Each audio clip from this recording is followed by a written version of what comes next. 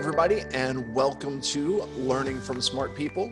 I am your host, Rob Oliver, and today I've got with me Scott Harward. He is a specialist in online digital marketing, analytics, and automation. He is a data-driven marketer that focuses on profit rather than impressions, and he cares deeply about helping people learn and grow to be successful. Scott, thanks for being on the show. Glad I could be here. Okay, so I have to start off with saying this. Like, I've got a couple different websites and there's analytics and there's all kinds of different things, but my background is when I was in college, I was actually a teaching assistant for psychological statistics, okay? And what I learned is that statistics, in some ways, you can almost make them say anything. And I'll throw this out there, all right? Here is your terrible fact of the day. 50% of American school students are below average, okay? And so we obviously need to put more money into education because 50% of our students are below average. Well, the problem is that that's the definition of average, right? 50% are above and 50% are below. So when we're talking about data and statistics and all of this stuff, how do you know what you're dealing with, and how do you, like, what insight can you give us to make sure that we're looking at the right data and understanding it properly? Yeah, so one of the biggest things for me is thinking through it. Just when I see a number, a metric in Google Analytics or any of the other analytics sites, I first ask myself, what is this measuring? What is this number? And then second, I ask myself, what is the context around this and why would it be useful? A lot of people jump to automatic assumptions about numbers, and especially in Google Analytics. It's, for example, bounce rate. A lot of people know what bounce rate is if you have a website, but not a lot of people understand what it means or how to use it. Okay, so that begs the question then, what is bounce rate and what does it mean? So bounce rate is a really simple measure. It means they came to that page and then they left before interacting with any other part of your website. Okay. So for folks that have a website out there, what are the statistic sites or the statistic plugins, or where are they gathering the statistics that are going to help them? You mentioned Google Analytics. Is that something that you got to pay for? How does Google Analytics work? And are there other statistical programs or measures that you can get from your website? Yeah, so the best place to start is definitely Google Analytics. It's free. There is a paid version, which is $12,000 a month, but for most businesses, they don't need it. Holy smokes. Yeah, well, I hope that my business gets to the point where I need that kind of analytics, but I don't see that happening anytime soon. Okay, are there others as well? There are others. There's a lot of different paid ones out there, but really for most businesses, Google Analytics works great. You can gather and have a lot of information just within Google Analytics. Okay, and so you talked a little bit about bounce rate and a couple of the different things that are in there. Can you tell us kind of how do you know what the real numbers are, or how do you, when you look at numbers, for example, when I see a number of hits, okay, what does the number of hits mean, and how does it, because sometimes that can be a really high number. Is that a great thing, or is that kind of overblown? Help me understand it. With hits, are you referring to a website hits, or are you referring to a different platform? So I've got a website, and at least when I'm looking at it, it gives me literally in I think it's AW stats or somewhere that I go, it gives me on my website the number of hits. And the number of hits and the number of visitors are very different. So how do I know what I'm looking at, and how do I know what is actually an important statistic there? Yeah, so that's actually a pretty detailed question. There's several different layers of interactions on the website. The very basic one is a hit. That just means an event happened. Something happened, either a page view or a click, or hits is just something hitting the analytics server. What's more important for you is going to be page views, and in particular, sessions. Sessions or visits are the most important. Hits is a really granular metric that most people never need to go into. Okay, thanks. Well, if no one else in the audience gets it, at least it's helpful for me, and I'm hoping that I'm figuring that I'm not the only one out there that's doing. So, are there certain indicators that you're looking for when you're looking at the data? You know, what are the indicators that you're looking at as being most important? And I think you have a title for those, right? Yeah. So, for marketing, there are several faux KPIs that most people don't need to worry about, but are very commonly used. All right. So, KPI for my audience means? KPI means key performance indicator. So it's the numbers or the measurement that you're using to measure success. So for example, total revenue can be considered a KPI if that's what your goal is and what you're trying to measure.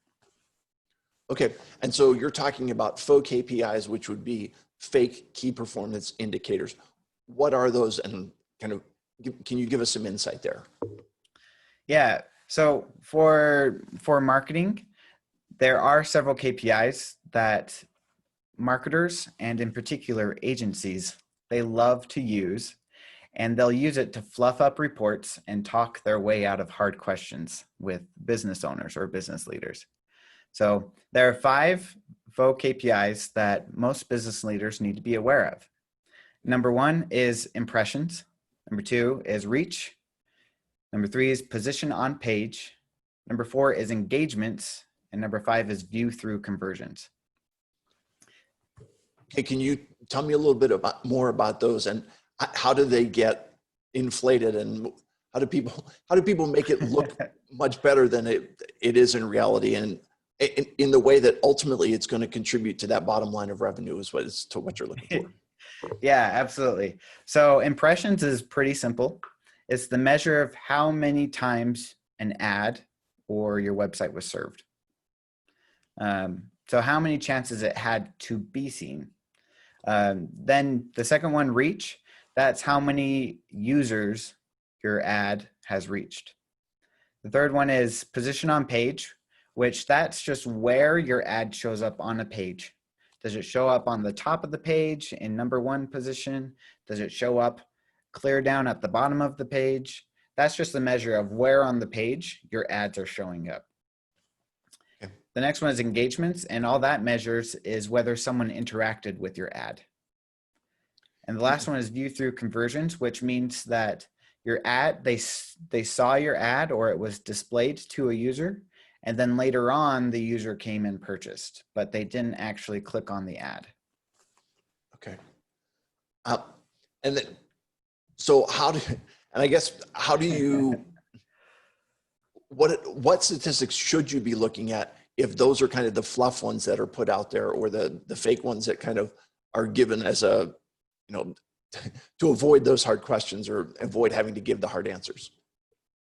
Yeah, so I very much work with e-commerce companies, e-commerce stores, our online stores. They're my favorite to work with because the numbers are really easy to work with.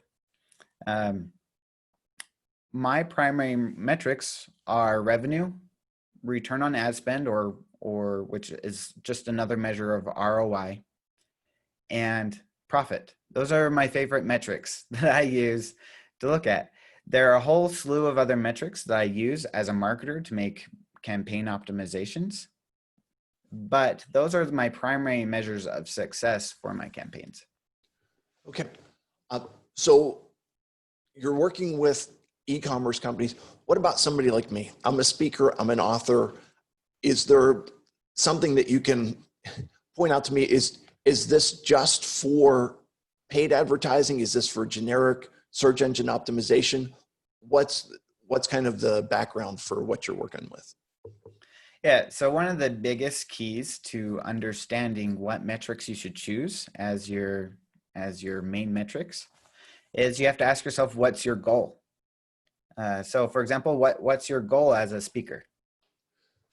My goal is to book paid speaking engagements. Book paid speaking engagements. Okay, so on your website, I imagine you have the ability to book a speaking engagement, or at least fill out a form so then you can email them. Correct. So seeing how that's going to be the primary way that you're going to be able to contact them, one of your KPIs would be conversion rate on your form. So how many people signed up and versus how many people visited the page. Okay. I love it. It's real simple. It's not something that I would have thought of. I'm looking at simply how many people send me an email through that, how many people contact me through that. And so what I then kind of almost have to reverse engineer, if I'm understanding you properly, is to see, okay, how many page impressions were there on that page? How many emails came out of that? And then almost to say, okay, if I figure out what that ratio is, then I know in whatever my conversion rate is, if I choose a number and say I need to have, I'm getting 5 a month, I want to get 10 a month. What I need to do then is take the number of page impressions, double that. Now I need to figure, am I thinking about this properly? Am I understanding what you're saying? Yeah, so now once you identify what numbers can help you achieve your goal, those become your key performance indicators. And in Google Analytics, you can actually set it up. So as soon as someone fills out your form, it triggers an event for the Google Analytics tag to measure. And then you can see how many people filled out your form within Google Analytics. And it will automatically do the math for you to figure out what your conversion rate is. Okay. But then you can figure out strategies of, well, what do I need to do to increase how many people fill out the form? You can either send more people to that landing page, or you can modify the landing page, try to improve it so that it convinces more people to fill out the form. But then either way that you try to do, you then have a measurement to understand whether you're being successful at it or not. It makes perfect sense. Now, for folks out there who aren't, technically minded, or they've got a website and they've got a web guy, so to speak, or a web girl, or whatever the proper term, if they have a web person of non-discriminate gender, okay, is this something that someone can do on their own, or I'm assuming that having a tech guy like you, someone who knows the analytics, is going to move you forward at light speed as compared to a turtle's pace? Yeah, any web developer should know how to set up events. Or if they don't know how, they should be able to learn it pretty easily. It's pretty easy. It's just like a line of JavaScript. Like Okay. it's not hard to set up. So I'd be concerned if you described what you wanted. I'd be concerned if the web developer didn't know how to do it or wasn't able to learn quickly how to do it. Got it. Okay, so you're talking about measurements, okay? You're talking about measuring what's going on. Can you talk about it, apart from a line of JavaScript being put into a form, what other ways are there of measuring what's going on with your website, with your ad campaign, with what's going on online for your business? Yeah, so the fundamental is making sure that you have the analytics tag installed on your website. So getting Google Analytics set up. Okay. The next thing is to set up those conversion events. So then, for example, whenever someone fills out that lead form, it lets Google Analytics know, hey, someone filled out this form. And then Google Analytics will keep track of all that. Okay. The next level is keeping track of your campaigns. So on your campaigns, there's something called UTM tracking. And okay. What does that stand for? At I actually don't remember what UTM stands for. Okay. It's something urchin metrics tracking. Okay. It was a precursor to Google Analytics.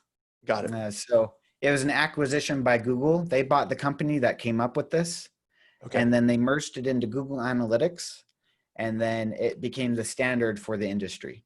Got it. So UTM tracking, it's just putting some additional information in the URL or in the link that allows you to keep track of your ads better. So you can search in Google, you can do UTM campaign builder, and it will guide you in creating this. But basically you just have your base URL, and then you put in your source, your campaign, your medium, which those are just words for where did these people come from and what campaign. Okay.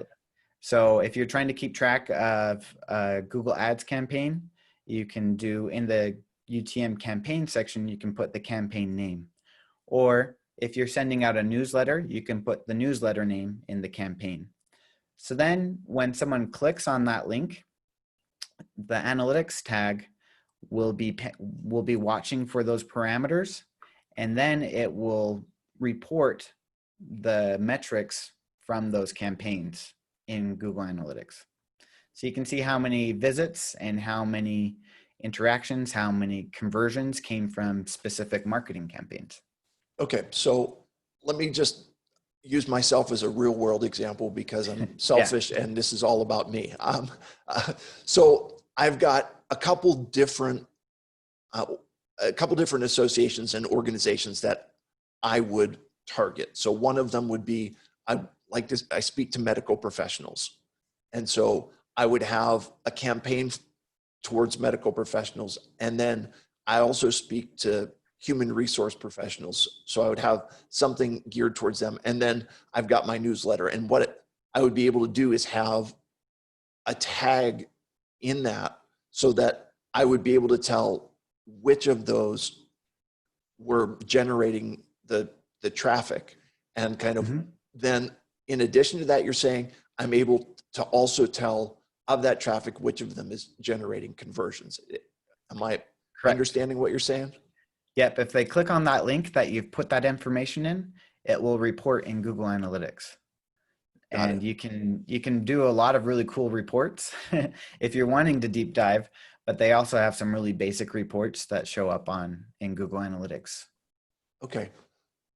So my head is swimming a little bit because I feel like you've given me there's so many things that you can look at. And there's so many things, like you can look at the campaigns and you can look at the key performance indicators and you can look at the different reports from Google Analytics. At the end of the day though, like where do I focus? What do I have? What am I actually looking at that, keeps me from just chasing a bunch of rabbit trails or being like a dog and chasing my tail around? Yeah. So actually the click tracking and the conversion pixels and analytics are all correlated. You need all three in order to get a complete picture.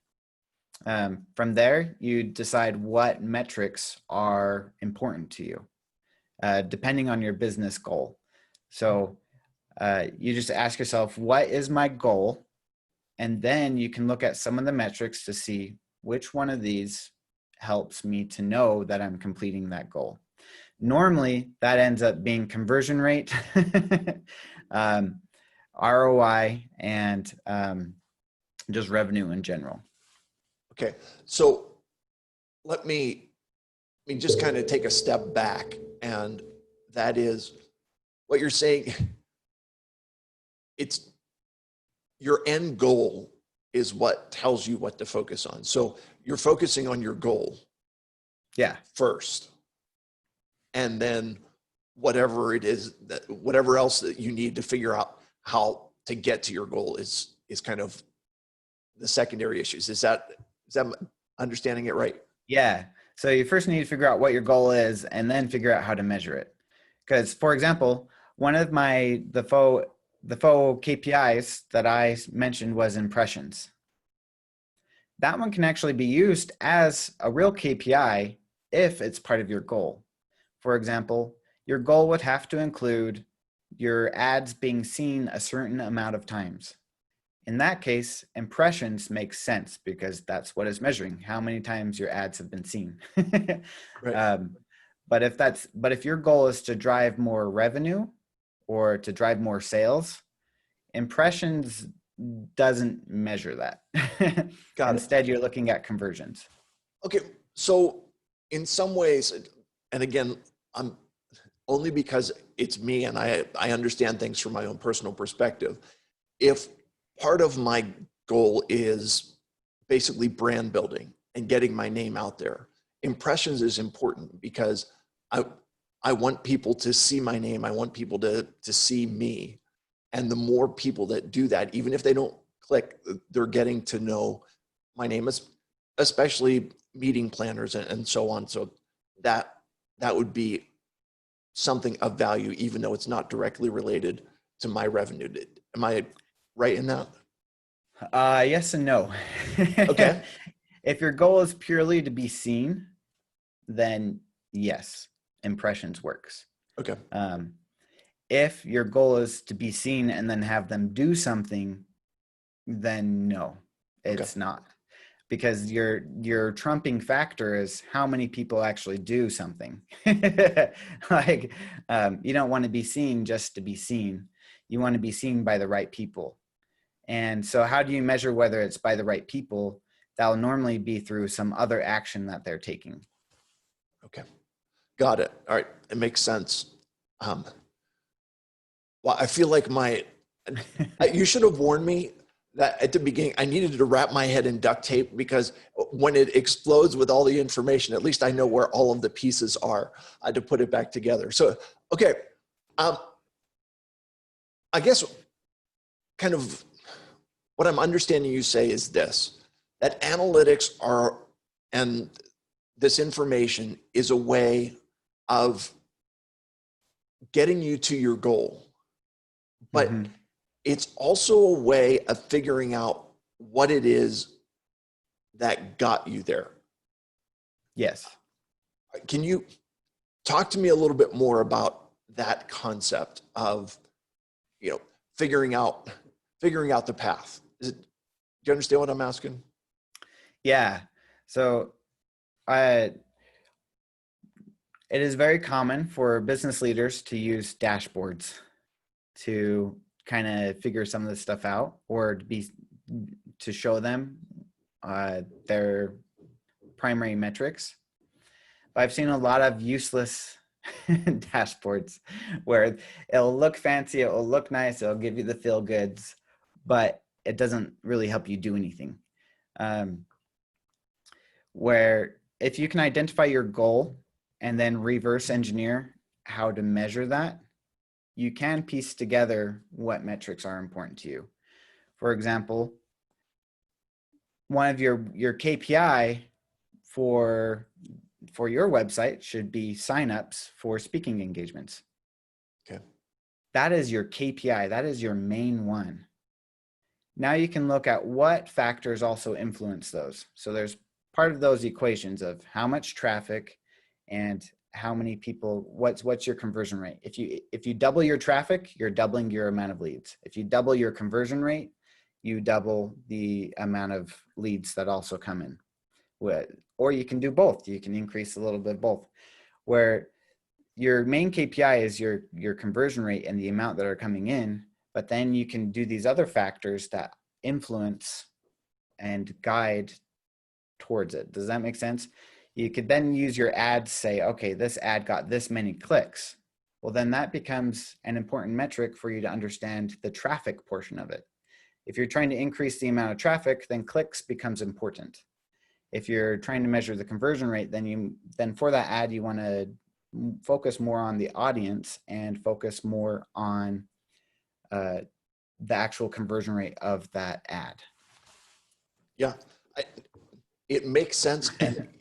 And yet the reason why I think you are so important is because I understand you, but I'm not sure that given like a week or 2 weeks, I'm still going to have the same clarity and understanding that I'm having right now. So Yeah. And ultimately, what you're talking about is having the understanding in your business of. I grew up, so to speak, in web design and in doing some of that stuff for a real estate company, and in that, the real estate people are kind of the impression that in order to make money, you have to spend money. But the important thing is understanding what you talked about with the return on investment and making sure that the money that you spent is being spent wisely. And ultimately, at the end of the day, that's what you're talking about, is making sure that the money that you're spending is actually getting you to the goal that you have set for yourself. Is that pretty much sum it up? Correct. Yeah. So you always want to make sure that your marketing campaigns align with your business goals. And there are measurement systems. It's just like with accounting, you have measurement systems. You have profit, you have your profit loss reports. You have the different reports that measure where you're spending in different areas. And those reports are crucial for you to understand what's going on in your business. It's the same with marketing. There's a lot even more measurements than in accounting. But those can help you understand whether your marketing is effective or not. And you can measure both the organic marketing.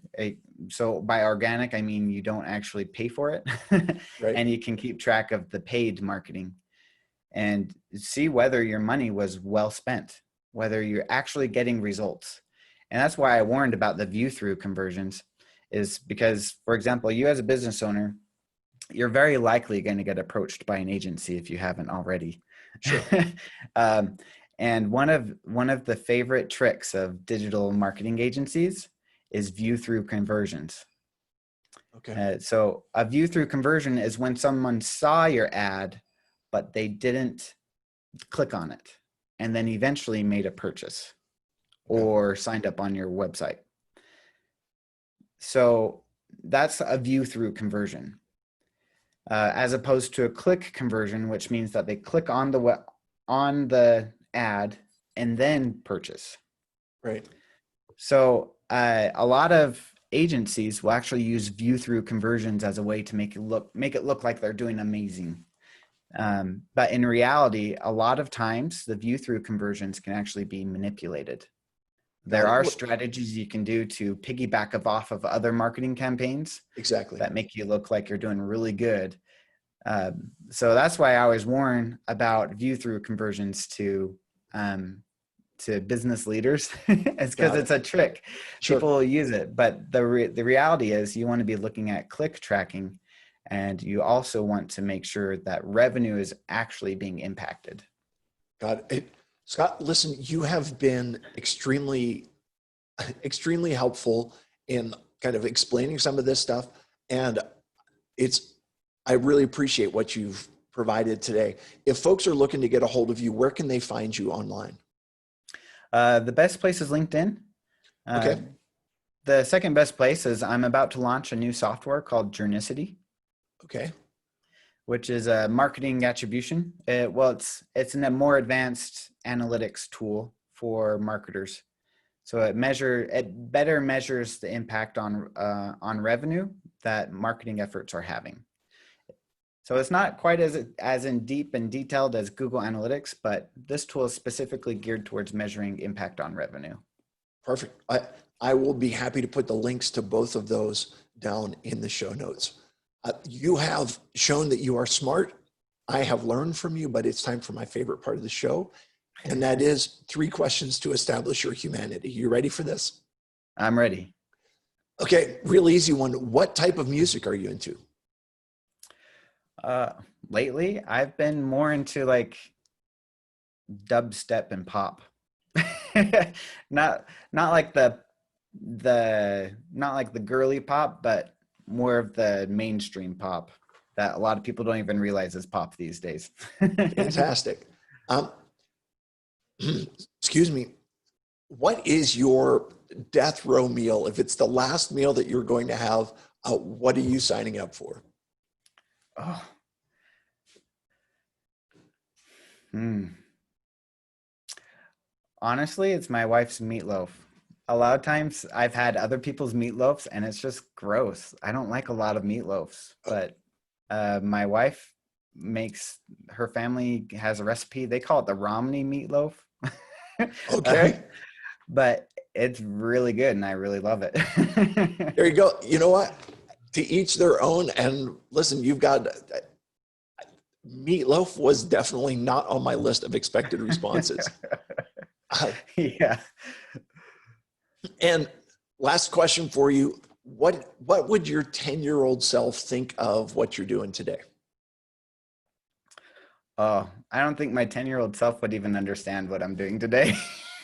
My 10-year-old self wanted to be a copper fireman. There you go. Um, and here I am dealing with a lot of numbers and well, my 10-year-old self in digital marketing didn't really exist much as a 10-year-old. So Yeah. Cool. All the right. internet had just come out. Wonderful. Scott, thank you so much for being on the show. I appreciate you sharing with us. To everyone that's listening, I've got a really cool tip for you. If you have an iPhone, you can tell Siri to subscribe to Rob Oliver, and it will ask you if you want to subscribe to the Learning from Smart People podcast. You say yes, and you are subscribed. Just that easy. So anyone else who has an Android phone, I don't know how to do it that easily. Just get out there. I would encourage you, subscribe. Don't miss an episode. And I will remind you, as always, when you stop learning, you stop living. Have a great day, everybody.